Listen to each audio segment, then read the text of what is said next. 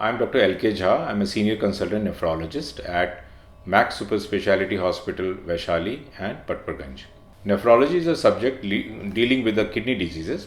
So मैं आपको आज किडनी की बीमारियों के बारे में थोड़ी सी जानकारी देना चाहूँगा. इन शॉर्ट, किडनी की बीमारियां बेसिकली दो डिफरेंट ग्रुप्स में होती हैं. एक एक्यूट, जिसको हम लोग टेम्परेरी बोलते हैं, वो थोड़े टाइम के लिए आती हैं, कई बार 2-3 हफ्ते में और 1-1.5 महीने तक में वो काफ़ी रिकवर भी कर जाती हैं. दूसरी बीमारी होती है जो ज़्यादा कॉमनली हम लोग देख रहे होते हैं, वो है क्रॉनिक किडनी फेलियर या क्रॉनिक किडनी बीमारी. ये ऐसी बीमारी है जो दोनों किडनीज़ को अफेक्ट करती है और ये सबसे इम्पॉर्टेंट कारण इसका है डायबिटीज़.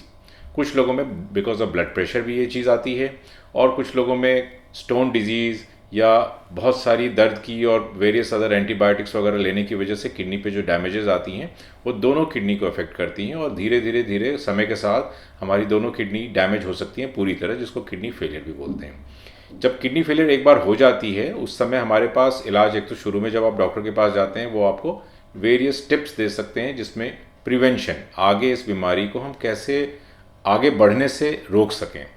उसमें एक इम्पॉर्टेंट होता है अपने ब्लड प्रेशर को, अपने शुगर को अच्छा कंट्रोल रखें, अपना वेट एक आइडियल वेट के पास रखें, दर्द की दवाइयाँ वगैरह जो है अननेसेसरी वो अवॉइड करें. उसके अलावा स्मोकिंग, इसको बिल्कुल पूरी तरह से छोड़ना होता है ताकि हम अपने शरीर को और अपनी किडनी को लंबे टाइम तक बचा सकें. कुछ लोगों में डाइटरी प्रिकॉशंस भी हम लोग बताते हैं, जिसमें आता है अगर सूजन आ रही हो तो पानी की रेस्ट्रिक्शन बताते हैं, फ्लूइड्स की रेस्ट्रिक्शन बताई जाती है. और जो लोग बहुत एक्सेसिव प्रोटीन ले रहे होते हैं उनको थोड़ी सी प्रोटीन की रेस्ट्रिक्शन बताते हैं.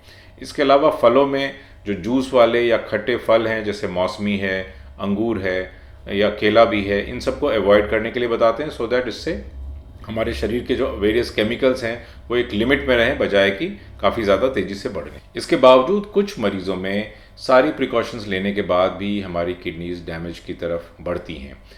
जब ये डैमेज और वर्किंग इस किडनी की तकरीबन 10% या उससे भी कम हो जाती है, उस समय हमारे पास 2-3 ऑप्शंस आती हैं जो आपको डॉक्टर नेफ्रोलॉजिस्ट एडवाइस करेंगे. उनमें से एक है डायलिसिस का ऑप्शन, जिसमें कि समय समय के साथ हफ्ते में 2 या 3 बार ब्लड में किडनी फेलियर की वजह से कुछ टॉक्सिन्स हैं, जो ब्लड यूरिया है वो बढ़ जाता है, उसको समय के साथ 2 या 3 बार हर हफ्ते में उसकी सफाई की जाती है, जिसको डायलिसिस बोलते हैं.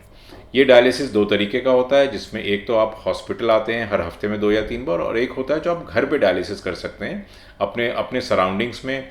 ये दिन में 2 या 3 बार करनी पड़ती है, इसको CAPD बोलते हैं. दूसरा ऑप्शन होता है जो कई बार किसी स्पेसिफिक पेशेंट में वो ज़्यादा इफेक्टिव होती है, वो है किडनी ट्रांसप्लांट.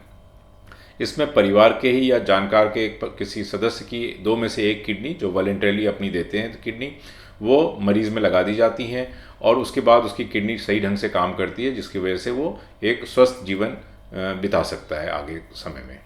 अपनी किडनीज़ को कैसे हेल्दी रखें और अगर किसी को बीमारी एक्चुअली हो भी चुकी है तो उसको कैसे आगे बढ़ने से बचाएं और सही समय पे सही इलाज कर पाएं, इससे रिलेटेड और कोई भी जानकारी, किसी भी इंफॉर्मेशन के लिए I am here through Lybrate. You can connect me or you can text me, you can ask any questions on its website, or you can also take an appointment with the Librate website. I'm available at the hospital as well as my clinic, or also on phone and text.